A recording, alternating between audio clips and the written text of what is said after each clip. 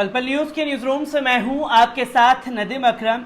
Joe Biden के लिए सत्ता को चलाना आसान नहीं है, क्योंकि रह रह करके अमेरिका में भी हिंसा की खबरें सामने आ रही हैं और इस हिंसा के लिए जिम्मेदार पूर्व राष्ट्रपति जो बाइडेन हैं, जो लगातार ऐसा माहौल अमेरिका में क्रिएट करके गए हैं जिसके चलते जो बाइडेन को काफी दिक्कतों का सामना करना पड़ रहा है। अभी हाल ही में एक बड़ी खबर, अमेरिका की राजधानी में भीषण गोलीबारी हुई है, मासूम बच्ची इसमें घायल हुई है, इसी के साथ साथ 5 लोग और घायल हुए हैं। आपको बता दें कि अमेरिका की राजधानी वॉशिंगटन डीसी अचानक हुई गोलीबारी से दहशत फैल गई है। इस गोलीबारी में एक हताहत और कम से कम 5 लोग घायल हुए हैं।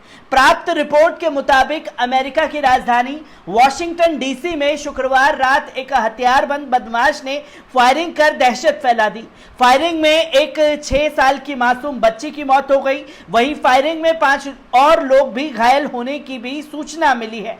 घायलों को अस्पताल में भर्ती कराया गया है। फायरिंग का ये घटना दक्षिण पूर्वी वॉशिंगटन के कांग्रेस हाइट्स क्षेत्र में हुई है। घटना से कुछ ही दूरी पर पुलिस चौकी भी है। घटना शुक्रवार रात 11 बजे के बाद की है।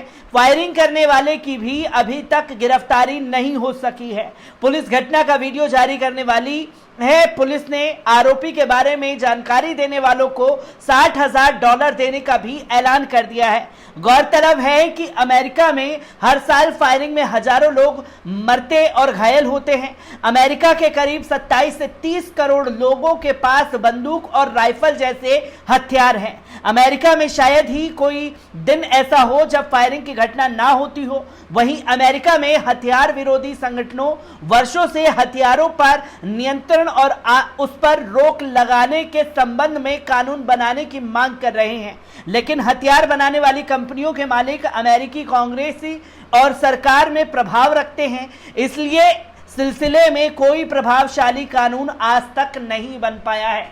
आपको याद होगा कि जब इलेक्शन चल रहे थे उस दौरान भारी हथियारों का जखीरा जो है वहां की आवाम ने खरीदा था और उसका नतीजा भी सामने आया जब व्हाइट हाउस के अंदर घुस करके तमाम गतिविधियों को ट्रंप समर्थकों द्वारा अंजाम दिया गया था। तो इसी का नतीजा जो है लगातार भुगतना पड़ रहा है, जहां हथियारों की रोक को लेकर के भी तमाम सवाल खड़े हो रहे हैं।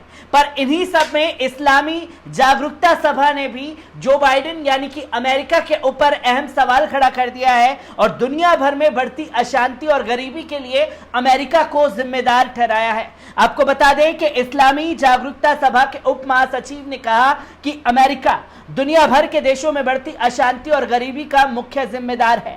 प्राप्त रिपोर्ट के मुताबिक इस्लामी जागरूकता सभा के उप महासचिव हुसैन अकबरी ने रविवार को एक बयान जारी करके कहा कि दुनिया में फैलती अशांति और बढ़ती गरीबी के लिए मुख्य रूप से अमेरिका जिम्मेदार है। उन्होंने कहा कि अफगानिस्तान की जनता 20 वर्षों से अमेरिका से संघर्ष कर रही है।